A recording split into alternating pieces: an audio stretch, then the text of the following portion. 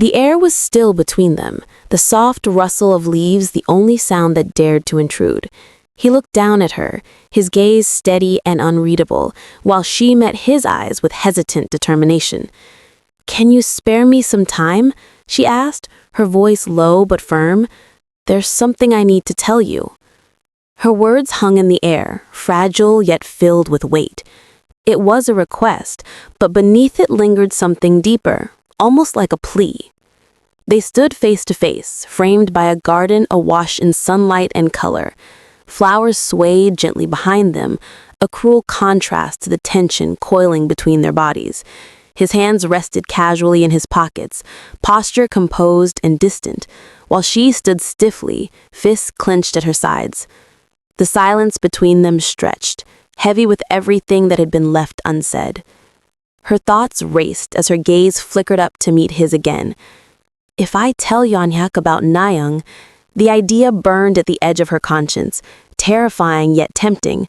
Her heart thudded softly in her chest, the uncertainty of what she was about to do pressing down on her like a weight. Maybe he could help me somehow. The thought took shape, delicate yet desperate. She bit her lips slightly, unsure if reaching out to him would save her or destroy her further. Still, she couldn't ignore the faint glimmer of hope flickering within her chest. Hope that he, of all people, might be her way out. Her eyes trailed over his calm expression. Given the kind of influence this man holds, she thought, her gaze narrowing slightly. Power radiated from him effortlessly, a quiet authority that seemed to shape the air around him. If anyone could change her situation, it was him. But asking for his help meant opening a door she wasn't sure she'd ever be able to close again. Sunlight streamed softly through the trees, scattering tiny rainbows across his dark suit. The fine weave of his jacket caught the light, reflecting a faint shimmer of color at his chest. He stood perfectly still, composed, dignified, every line of his body exuding quiet confidence.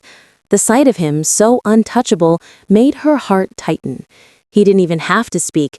His mere presence was enough to remind her of the vast distance between them.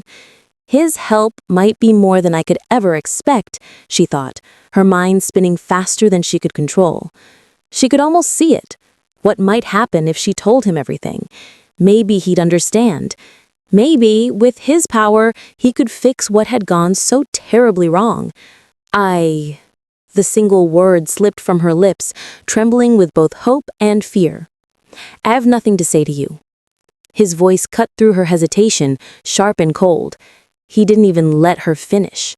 "Frankly, I'm not interested in anything you have to say either." The words hit harder than she'd expected, stealing the air from her lungs. Her eyes widened, a flicker of shock crossing her face. He leaned closer, the space between them shrinking to nothing.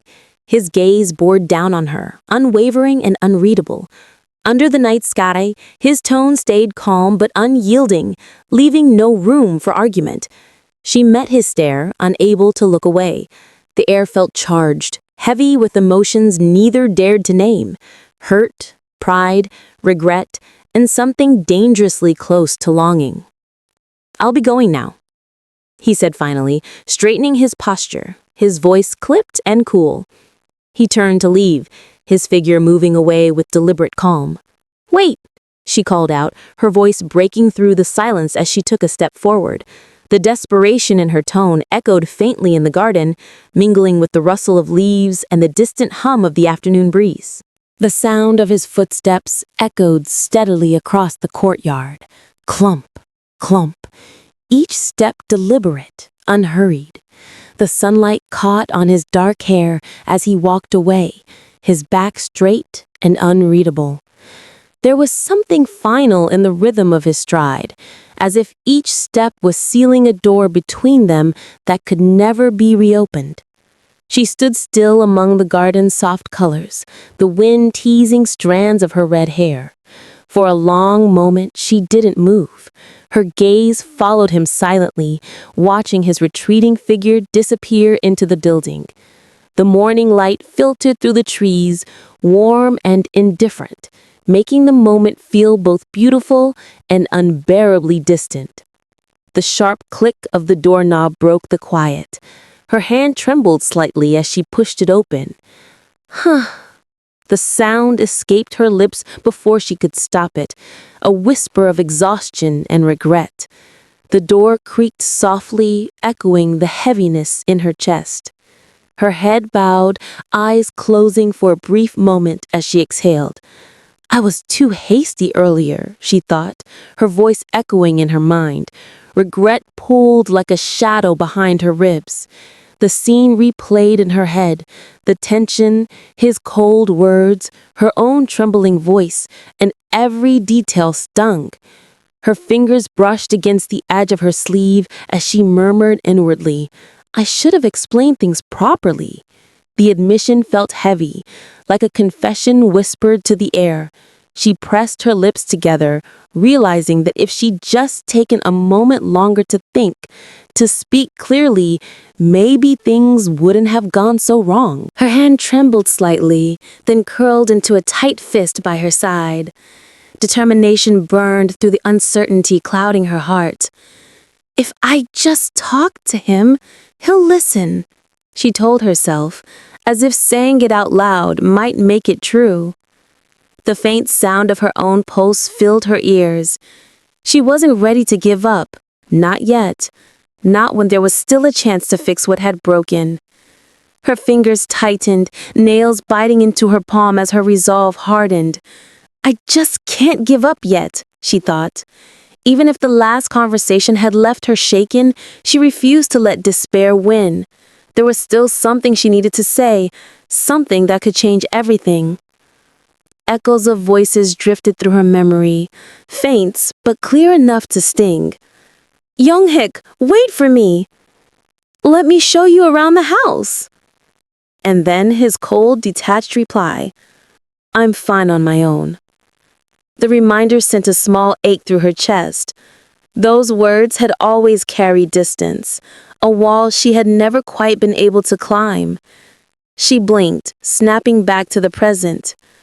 Standing by the door, she tilted her head slightly, confusion crossing her face. Young-hik? Her lips parted in surprise at the faint sounds she thought she'd heard, half believing her own mind was playing tricks on her. The stillness of the hallway pressed in around her, amplifying her thoughts. Inside the room, Young-hik stayed beside another woman. Would you like to look at my childhood photos, Young-hik? The woman asked brightly, her voice light and eager. He didn't even glance at her. No, I'm fine. His tone was curt, almost mechanical. From behind the door, the red-haired woman froze, her breath catching. Watching him interact with someone else, a scene so casual, so distant, made her chest tighten with something she couldn't name. The young woman at his side looked radiant, her short hair framing a cheerful smile as she gazed up at him. Her eyes sparkled with anticipation, trying to catch his attention with every word she spoke. He walked beside her, tall and composed, the very picture of restraint. The suit he wore fit perfectly, sharp lines, cool tones, yet there was a distance in his demeanor, as though his mind were far away from the person walking with him. Ah, you said you like books, right? She asked with a hopeful lilt in her voice. Should I show you our library then? Her tone was light, almost eager, as though she wanted to find common ground, any topic that might bridge the space between them. But her question hung awkwardly in the air, unanswered, the silence stretching longer than she had expected. From a distance, another woman watched, her lips curving slightly as she whispered under her breath, "No, that's okay." A faint smirk tugged at the corner of her mouth, concealing a mix of irony and pain. The sight before her was enough to make something twist inside her chest, but she refused to show it. Her thoughts sharpened like glass. She's been acting all high and mighty, she mused, eyes narrowing, but she's totally flustered around him, huh? A quiet, bitter laugh echoed in her mind. So this is what it looks like when someone really isn't interested. The realization stung more than she expected. The difference between how she imagined things and what she was seeing now. She stood there quietly, her hand resting near the door handle once again. The sunlight caught in her crimson hair, outlining her figure in a pale glow. Though her expression remained calm, her body was tense, poised between stepping forward and walking away. Inside, however, the turmoil churned, a silent storm of jealousy, longing, and pride. She stood silently behind the door, watching them from the crack. Her expression was composed, but her thoughts ran sharp and fast. I need to find another way to approach him, other than through Na-young, she decided, clenching her hand slightly. Depending on someone else had only complicated things, and she refused to be a bystander any longer. The determination in her eyes hardened, burning quietly beneath her calm exterior. Inside the room, his low voice broke the silence. "If you don't mind, I'd like to go somewhere for a smoke." The woman beside him blinked, surprised, then quickly laughed nervously. "Oh, I'm sorry. I didn't mean to get in the way." Her tone was soft, eager to please, as if hoping her apology would erase the distance in his eyes. But he simply nodded, expression unreadable. She stepped closer to him again, attempting to keep the light tone in her voice. "Let's see, somewhere you can smoke," she murmured, glancing around as though searching for an excuse to stay by his side just a little longer. The man remained quiet, his tall frame casting a shadow beside her delicate figure. There was politeness in his stance, but no warmth. The faint creak of a door interrupted them, a quiet sound that somehow filled the air with tension. Both turned their heads toward the source, the noise echoing slightly in the wide hall.